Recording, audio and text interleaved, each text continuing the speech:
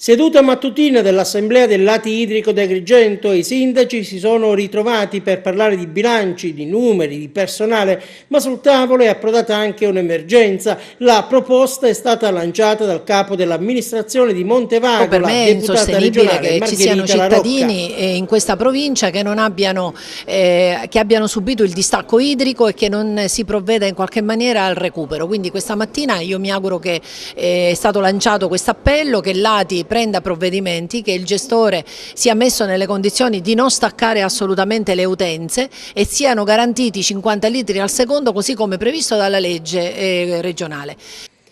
All'incontro, in un primo momento a porte chiuse, hanno preso parte poi anche le associazioni e i comitati agrigentini che sono impegnati nella battaglia per il ritorno all'acqua pubblica. I rappresentanti non nascondono la loro delusione, non si parla più, dicono, di rescissione del contratto con Girgenti Acque.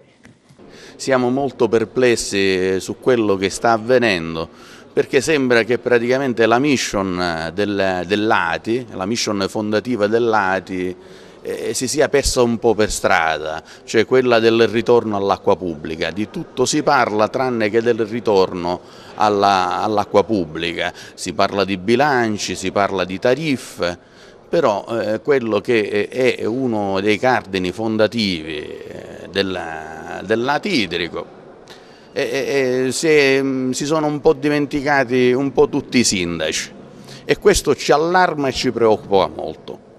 Vedremo nelle prossime avvincenti puntate quello che naturalmente accadrà. Siamo 27 comuni che hanno consegnato e perciò hanno delle tariffe esose, come sappiamo molto esose, mentre gli altri comuni non hanno queste tariffe, hanno tariffe irrisorie che pagano nemmeno la metà di quello che paghiamo noi. Allora, se il Lati deve essere unico, anche le tariffe dovrebbero essere unici.